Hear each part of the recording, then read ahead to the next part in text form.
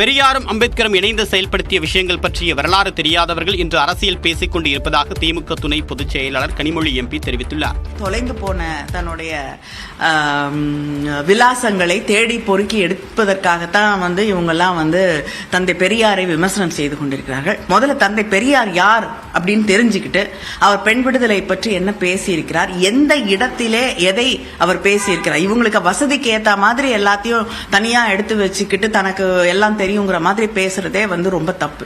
சீமானுக்கு ஆதரவாக யார் யார் பேசுகிறார்கள் என்று பார்த்தாலே அவர் யாருடைய பி டீம் என்பது தெள்ள தெளிவாக தெரிய வரும் என்று கனிமொழி தெரிவித்தார். இன்னைக்கு அவருக்கு சப்போர்ட்டா யார் வராருன்னு பார்த்த உடனே நமக்கு யாரோட பி டீம், யாருக்காக அவங்க இத்தனை வருஷமா வேலை செஞ்சுட்டு இருக்காங்க, யாரை முன்னிறுத்துவதற்காக அப்படிங்கறது நமக்கு தெள்ள தெளிவா புரிஞ்சிருச்சு.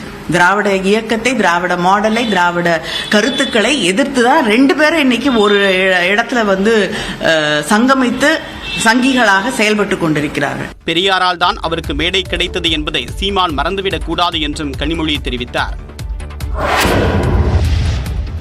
அம்பேத்கரையும் பெரியாரையும் தன்னுடைய அரசியல் ஆதாயத்திற்காக சீமான் வேறுபடுத்தி பேசுவதை ஏற்க முடியாது என்று விடுதலை சிறுத்தைகள் கட்சியின் தலைவர் திருமாவளவன் தெரிவித்துள்ளார். அம்பேத்கர் மீது பெரியாருக்கு மதிப்பு இருந்தது, பெரியாரின் மீது அம்பேத்கர் அவர்களுக்கு மதிப்பு இருந்தது. அம்பேத்கர் அவர்களையும் தந்தை பெரியார் அவர்களையும் தன்னுடைய அரசியல் ஆதாயத்திற்காக வேறுபடுத்தி பேசுவது, அவர்களுக்கு இடையிலே ஒரு இடைவெளியை உருவாக்க முயற்சிப்பது எந்த வகையிலும் ஏற்புடையதல்ல. பாஜக மாநில தலைவர் அண்ணாமலையின் குரலும் சீமானின் குரலும் ஒன்றாக இருப்பதை மக்கள் புரிந்து கொள்ள வேண்டும் என்றும் திருமாவளவன் குறிப்பிட்டார். அண்ணாமலை சமூக நீதியின் தொட்டிலில் வளர்ந்தவர் அல்ல, அவர் சனாதனத்தின் பாசறையில் வளர்ந்தவர். சனாதன சக்திகளுக்கு பெரியார் அநாகரிகமாகத்தான் தெரிவார், அருவருப்பாகத்தான் தெரிவார். எனவே அண்ணாமலை சீமானை ஆதரிக்கிறார் என்றால் சீமான் இதை சிந்தித்து பார்க்க வேண்டும். சர்ச்சைக்குரிய பேச்சுக்களை சீமான் தவிர்க்க வேண்டும் என்றும் திருமாவளவன் அறிவுறுத்தினார்.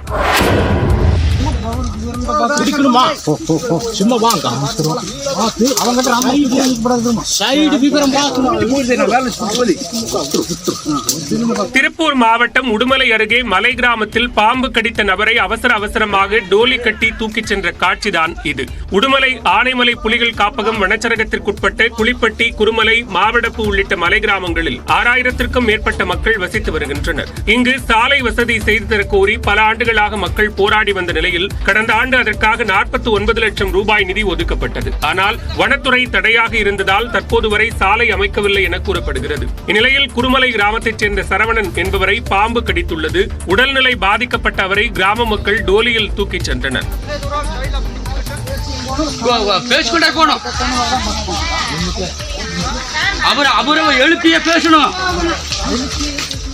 உடல்நலம் பாதிக்கப்பட்டவர்களை இதுபோன்று கரடுமுரடான பாதையின் வழியாக சிரமத்துடன் தூக்கிச் செல்வதாக மலை கிராம மக்கள் கூறுகின்றனர். போதிய சாலை வசதிகள் இல்லாததால் உயிர் சேதமும் ஏற்படுவதாக வேதனை தெரிவிக்கின்றனர். மயிலாடுதுறை மாவட்டம் சீர்காழி அருகே கூட்டுறவு சர்க்கரை ஆலை ஊழியர் வீட்டில் 125 சவரன் நகை, அரை கிலோ வெள்ளி பொருட்கள் கொள்ளையடிக்கப்பட்டது அதிர்ச்சியை ஏற்படுத்தியுள்ளது. மங்கைமடம் கிராமத்தில் வசித்து வரும் செல்வேந்திரன் என்பவர் சேத்தியதோப்பு MRK கூட்டுறவு சர்க்கரை ஆலையில் பணியாற்றி வருகிறார். இவர் தனது மகளின் பிரசவத்திற்காக கடந்த திங்கட்கிழமை மயிலாடுதுறை மருத்துவமனைக்கு குடும்பத்துடன் சென்றிருந்தார். 3 நாட்களுக்கு பிறகு வீட்டிற்கு வந்தபோது அறைகளில் இருந்த பீரோ மற்றும் சூட்கேஸ் உடைக்கப்பட்டு 125 சவரன் நகைகள், அரை கிலோ வெள்ளி பொருட்கள் திருடு போனதை கண்டு அதிர்ச்சியடைந்தார்.